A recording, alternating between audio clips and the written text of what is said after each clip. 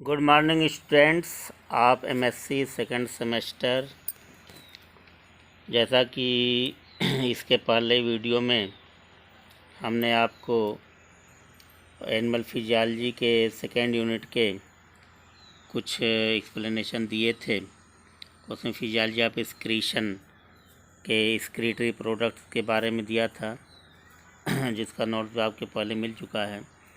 उसके बाद हम बायोसिंथेसिस एक्सप्लेन कर रहे थे, लेकिन पूरी तरह से एक्सप्लेनेशन नहीं जा पाया था, तो उसको हम biosynthesis of urea and structure and functional mechanism of nephron, ये दो टॉपिक आपके सामने आज वीडियो जारी करने जा रहे हैं। इसको आप ध्यान से देखें और इसको समझने का प्रयास करिए। तो ये टॉपिक है बायोसिंथेसिस ऑफ यूरिया और यूरिया साइकिल। जैसा कि हमने इसके पहले वीडियो में एक्सप्लेन किया था कि बायोसिंथेसिस ऑफ यूरिया या इसी को यूरिया साइकिल भी कहते हैं, ये कई हेडिंग में पूछा जाता है। कई तरह की हेडिंग करके पूछते हैं, कन्फ्यूज़न नहीं होना चाहिए। इसी की यूरिया साइकिल बोलते हैं, या बायोसिंथेसिस ऑफ यूरिया करके पूछ सकता है, या इसी को ऑर्निथीन साइकिल करके पूछ सकता है, या इसी को फर्स्ट मेटाबॉलिक साइकिल भी, या टीसीए साइकिल। इस तरह से कई नाम से पूछता है कि आपके सामने, यानी इसका बायोसिंथेसिस ऑफ यूरिया में यूरिया का फार्मेशन एनिमल बॉडी में कैसे होता है, क्योंकि ये साइकिल के रूप में होता है। Step by step chemical reactions होते हैं, बार बार ये साइकिल चलती है ये एनिमल बॉडी में, और यूरिया का फार्मेशन होता है, क्योंकि जो भी फूड प्रोडक्ट्स एनिमल्स लेता है और डाइजेशन के बाद जो सेमी सॉलिड प्रोडक्ट के अतिरिक्त लिक्विफाई प्रोडक्ट जो बनते हैं, तो उसमें अमोनिया भी बनता है। तो अमोनिया क्योंकि काफ़ी ख़तरनाक होता है बॉडी के लिए, वेस्ट मटेरियल, तो अमोनिया उसी फार्म में बॉडी में रह नहीं सकता, या उसी फार्म में वो एक्सक्रीट हो नहीं सकता।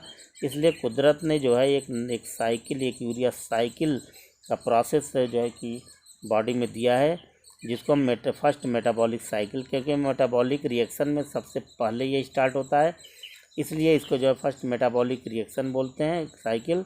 और इसमें अमोनिया से यूरिया का बनना, यानी production of urea from the NH3 as in the form of biochemical reaction through a cycle is known as urea cycle. तो ये हमने आपको जो है कि एक्सप्लेन करना शुरू किया था, इसको हम आगे डिटेल लेके चल रहे हैं। तो हम लाइन बाय लाइन देखेंगे। द यूरिया साइकिल और ornithine cycle is a cycle of biochemical reaction. ये साइकिल कैसा है?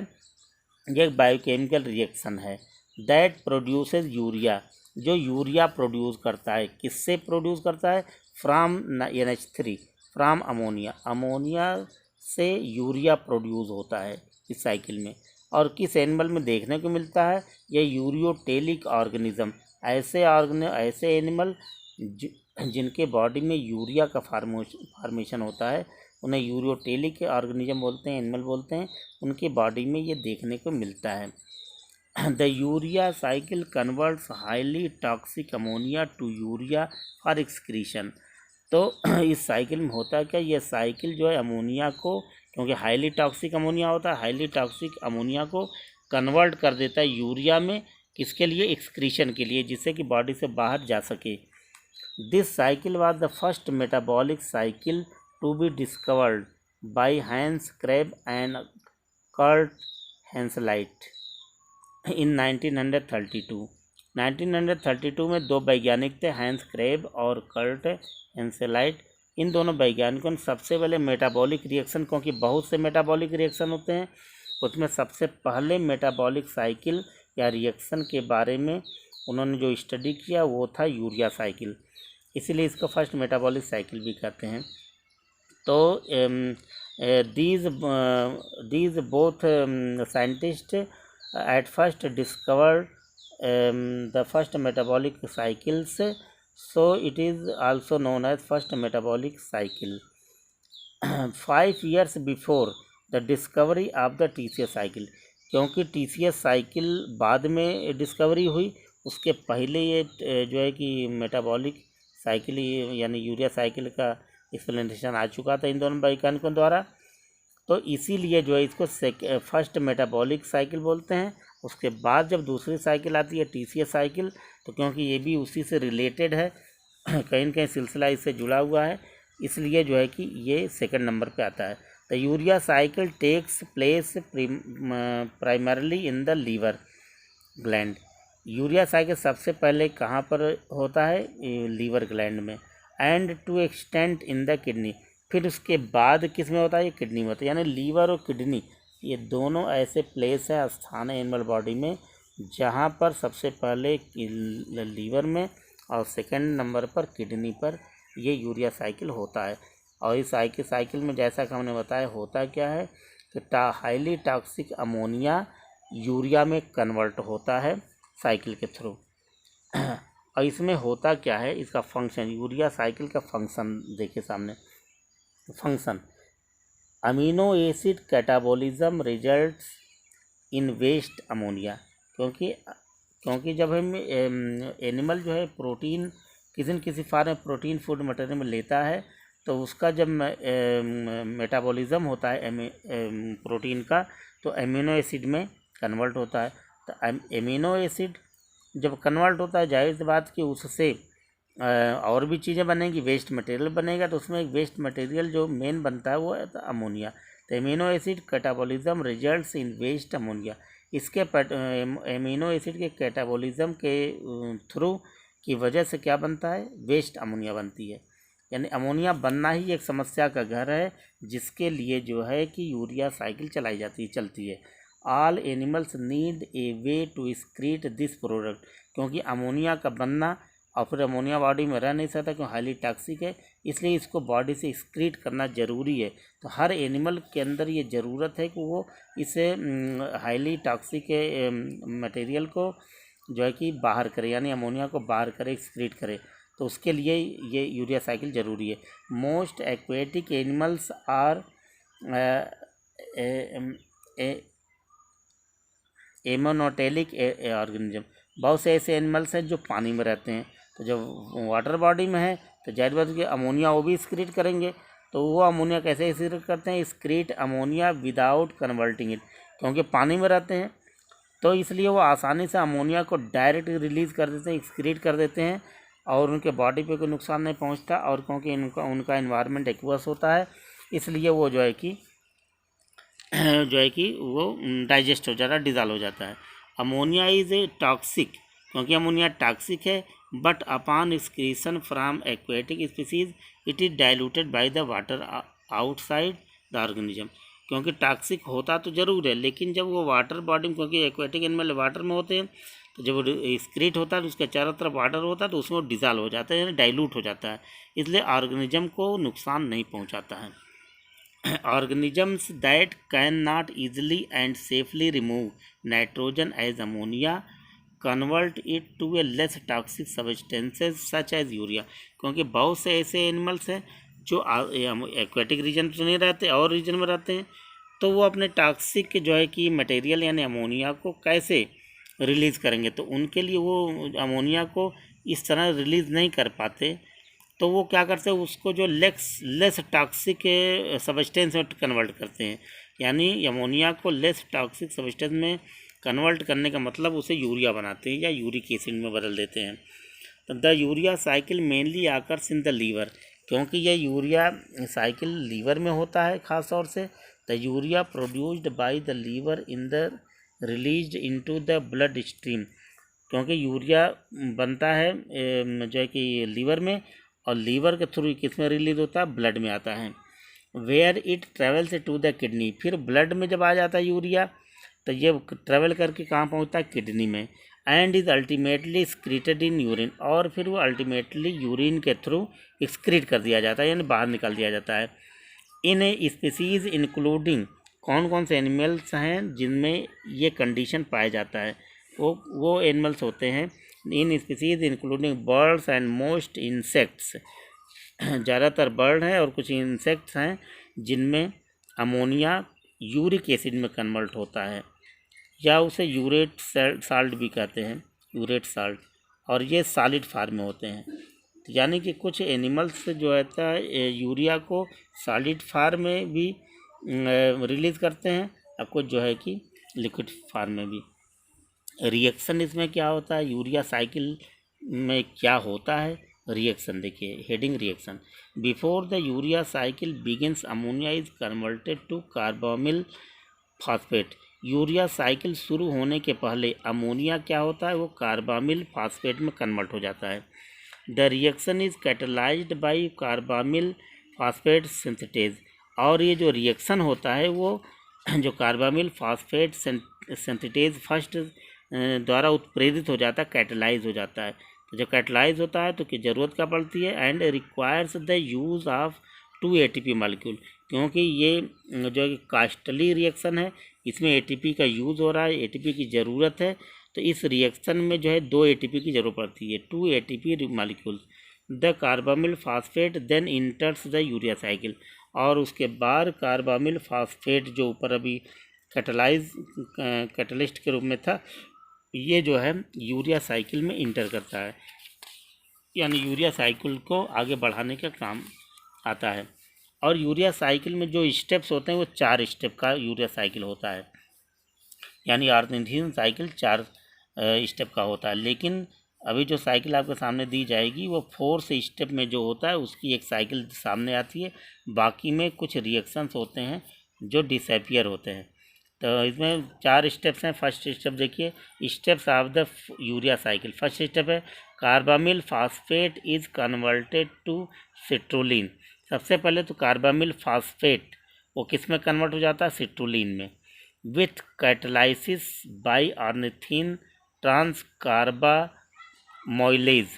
और किससे प्रेरित होकर के ये कार्बामिल फास्फेट सिट्रुलिन में कन्वर्ट होता है, किस कैटलिस्ट से कैटलाइज होकर के, वो है ऑर्निथीन ट्रांसकार्बामाइलेज। इससे ये प्रेरित होकर के ये बनाता है। फिर देखिए, the carbamyl phosphate group is donated to ornithine. क्योंकि ये जो ऑर्निथीन द्वारा ही डोनेट होता है, उसके बाद फिर ये जो and releases of phosphate group, तो इस तरह से ये ऑर्निथीन और फास्फेट ग्रुप को रिलीज़ करता है। तो ये तो पहला स्टेज हुआ। सेकंड टॉपिक क्या है, ये कंडेंसेशन रिएक्शन। इसके बाद कंडेंसेशन रिएक्शन होता है। इसमें क्या है, कंडेंसेशन रिएक्शन में condensation reaction occur between the amino group of aspartate and the carbonyl group of citrulline to form argininosuccinate. ई कंडेंसेशन रिएक्शन में जो है कि अमीनो ग्रुप यानी एस्पार्टेट और कार्बोनिल ग्रुप, ये दोनों जो है कि मिल करके सिट्रुलिन से ये क्या बनाते हैं, आर्जिनोसक्सिनेट बनाते हैं। और उसके बाद this reaction is ATP dependent. क्योंकि ये ATP डिपेंडेंट, इसमें एनर्जी चाहिए तो ATP की ज़रूरत होती है। This reaction is ATP dependent and is catalysed by argininosuccinate synthetase. ATP इसे चाहिए और एंजाइम कौन है, वो जो है आर्जिनोसक्सिनेट सिंथेटेज। तो इस एंजाइम के थ्रू ATP डिपेंडेंट रिएक्शन जो है condensation reaction second topic point में करता है। थर्ड स्टेज में देखिए, थर्ड स्टेप में argininosuccinate undergoes cleavage by argininosuccinase. Argininosuccinate undergoes cleavage, ये जो टूट जाता है, आर्जिनोसक्सिनेट अंडरगोज क्लीवेज, ये टूट जाता है, ब्रेकडाउन हो जाता है, किसके द्वारा, बाय आर्जिनोसक्सिनेज टू। जब टूट जाता है इस एंजाइम के थ्रू तो बनाता क्या है, form arginine and fumarate. 2 product सामने आ जाते हैं, ये बन जाते हैं। और जो लास्ट जो स्टेज है, स्टेप है, बहुत इंपॉर्टेंट है, जो साइकिल यहाँ के क्लियर होती है। Arginine is cleaved by arginase. अब आर्जिनिन यहाँ पे ब्रेकडाउन हो जाता है आर्जिनेज के द्वारा, तो फार्म बनाता क्या, यूरिया बना लेता है। यूरिया भी, और यूरिया के साथ साथ आर्निथीन, क्योंकि आर्निथीन भी बनता है, यूरिया जो बनता है वो रिलीज हो जाता है, एक्सक्रीट हो जाता है, लेकिन आर्निथीन जो बनता है फिर वो एक साइकिल को जो रन करा देता है, इसलिए इसको आर्निथीन साइकिल कहते हैं। तो आर्निथीन इज द ट्रांसपोर्टेड बैक।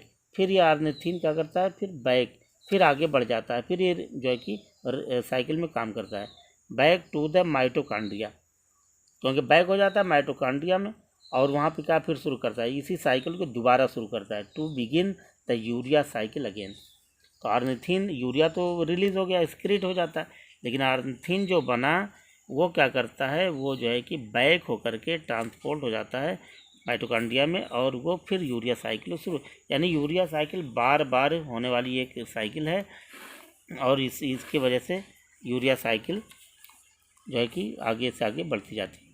अगर ये यूरिया साइकिल ना हो किसी एनिमल बॉडी में तो उससे डिफिशियंसी क्या होगा, क्या वजह, क्या प्रॉब्लम आ जाएगी, बहुत बड़ी प्रॉब्लम आ जाती है, क्योंकि अमोनिया कन्वर्ट नहीं होगा यूरिया में, यूरिया रिलीज़ नहीं होगा, तो फिर जो है कि हाइपर अमोनीमिया जो है कि अमोनीमिया हो जाता है।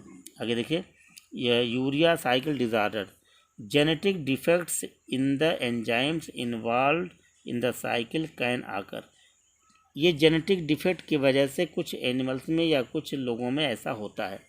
Mutations lead to deficiencies of the various enzymes and transporters involve in the urea cycle and cause urea cycle disorder.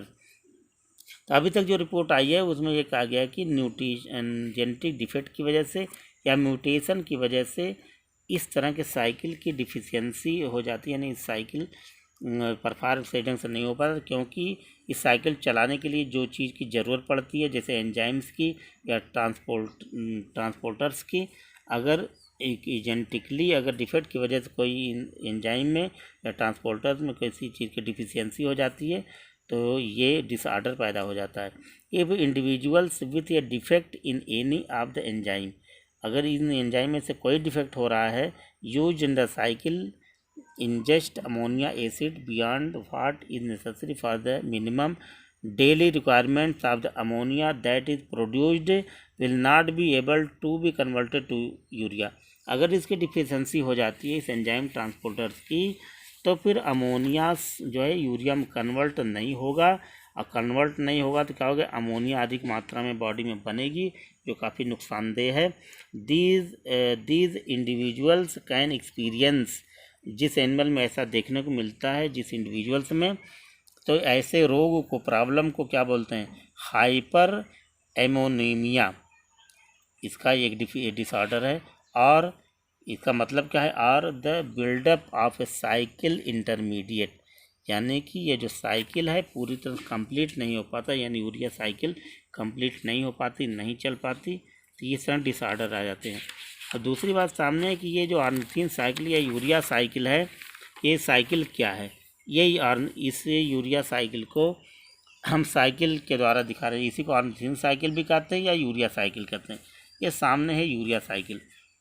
तो यूरिया साइकिल को ब्रीफली हम इसको जो है कि एक्सप्लेन कर रहे हैं। देखिए, urea is formed in the liver, urea कहाँ बनता है, लीवर बनता है, बाई ए साइकिल प्रोसेस, एक साइकिल प्रोसेस के थ्रू। उस साइकिल का नाम क्या है, कॉल्ड यूरिया साइकिल और ऑर्निथिन साइकिल, या इसी को क्रेब्स हैंसेलाइट साइकिल भी बोलते हैं, यानी कई नाम से जानते हैं। होता क्या इसमें देखिए, शॉर्टली देखिए, the amino acids not needed in the body, amino acid की जो है बॉडी में कोई ज़रूरत नहीं होती है। जब ज़रूरत नहीं होती है, जब कोई इसकी ज़रूरत एक्सेस हो जाएगा, ज़रूरत नहीं है, तो फिर क्या होगा, बॉडी आर डी एमिनेशन, तो इसका डी एमिनेशन होता है, किसके थ्रू होता है, यानी एमिनो एसिड डी एमिनाइज होता है, यानी डी नेचर हो जाता है, बदल जाता है, किसके थ्रू, एक एंजाइम के through, by an enzyme oxidase enzyme के थ्रू। फिर क्या बनाता है, प्रोड्यूसिंग, फिर ये प्रोड्यूस करता है अमोनिया, क्योंकि अमोनिया जो टॉक्सिक है, NH3 बीइंग टॉक्सिक, क्योंकि टॉक्सिक है तो ये उस फार्म में ज़्यादा देर तक रहेगा नहीं, तो जाहिर बात ये चेंज हो जाएगा, is quickly change in urea, फिर ये जल्दी से जल्दी यूरिया में चेंज हो जाता है। तो यूरिया जब चेंज होता है तो यानी कि एमिनो एसिड डीएमिनाइज हुआ ऑक्सीडेज एंजाइम के द्वारा, अमोनिया बना, अमोनिया ज़्यादा देर तक रह नहीं सकता, फिर ये अमोनिया यूरिया में कन्वर्ट होता है। कैसे कन्वर्ट होता है, देखिए, अमीनो एसिड डीएमिनेशन हुआ, इसका कौन सा एंजाइम, ऑक्सीडेज के द्वारा बना अमोनिया। अमोनिया जब बनता है तो इसके दो रूट होते हैं, देखिए अमोनिया इधर भी जा रहा है, इधर भी जा रहा है। तो अमोनिया जब पहुंचता है तो जब इस साइकिल में, अभी इसको पहले हमने जो 4 स्टेप्स एक्सप्लेन किया उसमें सिट्रुलिन बना था, सिट्रुलिन क्या एक एमिनो एसिड है, ये बनता रहता है। सिट्रुलिन अमीनो एसिड बनता है तो तब तक अमोनिया भी उधर बन के आ जाता है, कन्वर्ट होके आ जाता है फर्स्ट मेटाबॉलिक रिएक्शन में। तो अमोनिया और सिट्रुलिन का जब रिएक्शन होता है तो वाटर बाहर निकल जाता है, वाटर बाहर निकलता है या रिलीज हो जाता है तो बन क्या जाता है, सिट्रुलिन कन्वर्ट हो गया किसमें, आर्जिनिन में। आर्जिनिन भी क्या है, अमीनो एसिड है। फिर यही आर्जिनिन अमीनो एसिड फिर एक एंजाइम के कैटलाइजेशन के द्वारा, यानी आर्जिनेज के कैटलिस्ट उत्प्रेरण के द्वारा कैटलाइट होता था, और इससे ये क्या करता है, ये वाटर इसमें एक मालिक्यूल वाटर की ज़रूरत पड़ती है। एक तो एंजाइम प्लस वाटर दोनों मिल करके आर्जिनिन ये रिएक्शन करते हैं तो यूरिया रिलीज करते हैं, बना लेता है यूरिया। यूरिया के फार्मूला है, और यूरिया भी बनाता है साथ साथ अभी हमने एक्सप्लेन किया था आर्निथिन भी बनाते हैं। तो यूरिया तो एक्सक्रीट हो जाता है, लेकिन आर्निथिन बैक होकर कहाँ चला जाता है, माइटोकॉन्ड्रिया में, क्योंकि आर्निथिन भी एक अमीनो एसिड है। फिर ये अमीनो एसिड क्या करता है, कार्बन डाइऑक्साइड से रिएक्शन करता है, और इधर से अमोनिया जो बन करके रिलीज होता रहता है उससे रिएक्शन करता है। Ornithine plus carbon dioxide plus ammonia ये दोनों मिल करके वाटर को तो रिलीज़ कर देते हैं, लेकिन बना लेते हैं फिर नया प्रोडक्ट बना लेते हैं सिट्रुलिन। फिर सिट्रुलिन बनता है तो फिर वही साइकिल ऐसे रिलीज़ हो जाती है। इस तरह से ये साइकिल बार बार यूरिया बनाता रहता है और अमोनिया को कंज्यूम करता है, यूरिया में बदलता रहता है। आर्निथिन क्योंकि एक ऐसा रॉ प्रोडक्ट है जो इस साइकिल को चलाता रहता है, यूरिया तो बाहर निकल जाता है, लेकिन आर्निथिन बार बार इस साइकिल को चलाता है, किसके हेल्प से, अमोनिया के द्वारा, क्योंकि इसका काम ही है अमोनिया को बार बार यूरिया में कन्वर्ट करना। तो ये साइकिल बराबर चलती रहती है, इसलिए इसको आर्निथिन साइकिल कहते हैं। अब इसमें देखिए प्रोसेस में 3 स्टेप हैं। 3 amino acid participate in the process. 3 amino acid हैं जो आर्निथिन साइकिल में पार्टिसिपेट कर रहे हैं। पहला है आर्निथिन, ये देखिए ये तीनों अमीनो एसिड ही होते हैं। पहला आर्निथिन क्या करता है, आर्निथिन कंबाइन विथ अमोनिया, ठीक है, अमोनिया से कम्बिनेशन बना रहा है, and carbon dioxide, carbon dioxide से टू फार्म क्या बना है, सिट्रुलिन, सिट्रुलिन बना लिया और बाहर कर दिया H2O, यानी बनाया H2O सिट्रुलिन दोनों बना। H2O तो बाहर हो गया, लेकिन सिट्रुलिन फिर साइकिल में जो कि रन कर गया। उसी तरह से जब सिट्रुलिन बना, सेकंड स्टेप पे सिट्रुलिन का करता है, ये भी एक एमिनो एसिड है। Citrulline combines with more NH3, फिर सिट्रुलिन जो और अमोनिया से रिएक्शन करता है, कंबाइन करता है। रिएक्शन करने के बाद क्या बना लेता है, आर्जिनिन, आर्जिनिन और क्या बनाता है, वाटर, आर्जिनिन प्लस वाटर बना लिया। इसके बाद आर्जिनिन फिर क्या करेगा आगे, आर्जिनिन बना, आर्जिनिन जो है कि फिर आगे जो रिएक्शन करता है, देखिए नेक्स्ट है arginine. Arginine then decomposes to form, arginine क्या करता है, डिकम्पोज कर देता है, तोड़ देता है, ब्रेक डाउन कर देता है, किसको, यूरिया को अलग कर देता है, आर्जिनिन को अलग कर देता है। इस तरह से presence of enzyme arginase enzyme के द्वारा ये यूरिया को अलग, आर्जिनिन को अलग कर देता है और वाटर अलग हो जाता है। Ornithine is set free for reuse in the urea cycle. इस तरह से आर्निथिन जब यूरिया से अलग होता है तो आर्निथिन तो साइकिल को चलाने के काम आता है, फिर से रीयूज हो जाता है, यूरिया अलग हो जाता है। इस तरह से हमने आपको जो है कि बायोसिंथेसिस ऑफ यूरिया साइकिल आपको हमने डिस्क्राइब कर दिया। ये टॉपिक बायोसिंथेसिस ऑफ यूरिया हो गया। अब नेक्स्ट वीडियो में हम आपको एक्सप्लेन करेंगे जो टॉपिक है structure and functional mechanism of nephron, इसको हम डिस्क्राइब करेंगे। Thank you students.